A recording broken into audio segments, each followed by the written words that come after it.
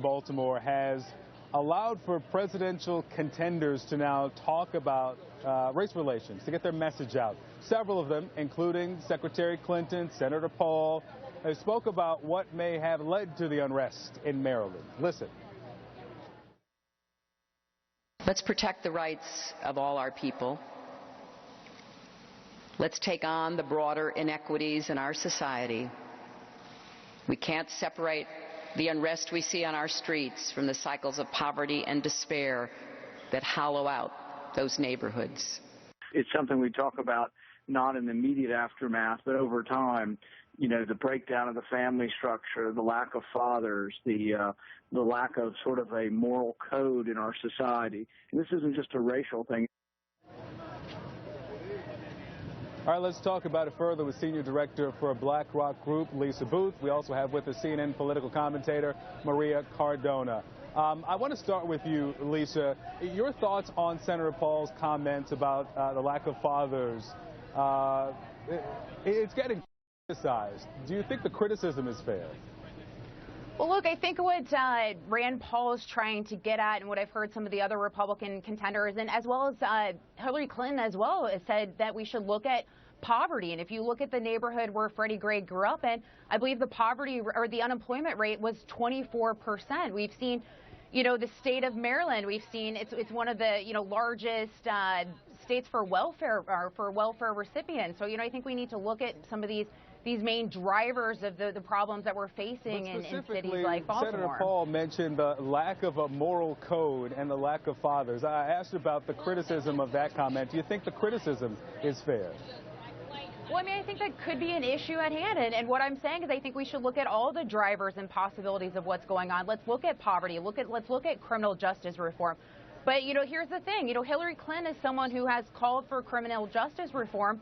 But I find those calls incredibly disingenuous because essentially what she's calling for is dismantling policies that were put in place under her husband and under the Clinton administration. And these are policies that she has also championed throughout her career. I mean, let's look at it. The prison population increased by 673,000 people under the Clinton administration. Federal prisons doubled under President Clinton. And these are all policies that Hillary Clinton has championed. So, Maria, does Hillary Clinton have to answer for policies during the Bill Clinton administration? No. And again, Bill Clinton is not running for president. Hillary Clinton is. And by the way, Bill Clinton also recently addressed all of those policies, saying that we are in a completely different time now. That was 20 years ago. He essentially said we need to take another look at all of those policies. So even he himself is questioning his own policies. Hillary Clinton is clearly focused on the problem at hand. She is talking about reform of the criminal justice system. She is talking about body cams on policemen to, frankly, protect those good policemen who are out there doing great work every single day, and to protect the victims of those policemen who are not doing such great work. And she is, I think, very credibly talking about the roots of the causes of what happened in Baltimore, which is income inequality. And where I think Republican candidates run afoul of their speak about income inequality or lack of fathers, as Rand Paul has done, is that none of their policies ever focus on the problem of income inequality, and in fact they exacerbate income inequality as they slash programs that all of these low-income communities have depended on. Well, then how do you explain the fact that let me get in here because there's a bit of a deficit. Unfortunately, there's a delay. Hold on for a second, Lisa. Hold on for a second, because I want to get in this sound from Ted Cruz to bring this into the conversation as well. This week, he blamed President Obama for exacerbating race relations. Listen. He could have been a unifying figure. He could have chosen to be a leader on race relations and bring us together. And he hasn't done that. He's made decisions that I think have inflamed racial tensions. Our quick answers on this. Is this appropriate? Did the president inflame racial tensions? Lisa, let's go to you first. Well, I think President Obama has been a largely divisive president. But, back to Maria's point on income inequality, we've seen income inequality exasperate under President Obama. Food stamps have increased by 45% under President Obama. The poverty rate is the highest it has ever been under President Obama.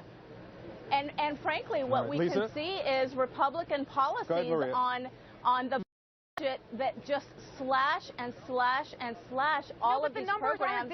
Let me finish, Lisa. Let me finish. I didn't interrupt you. And this will have to be the last word. Go ahead, Maria. All of the Republican programs slash all of these programs that these low-income communities depend on, and then they go and talk about income inequality. And frankly, Ted Cruz is the last person who should be talking about racial tensions, and he's the last person. He's the last person who should be talking about any fixes on income inequality. Not helping. The difficulty here is I'm in the field and I've got a terrible delay, so it's unfortunately I can't jump in where I want to, but Maria, Lisa will, of course, continue to have this conversation. Hopefully, it won't take something like this to have an expanded conversation about race relations in the country. Thank you both.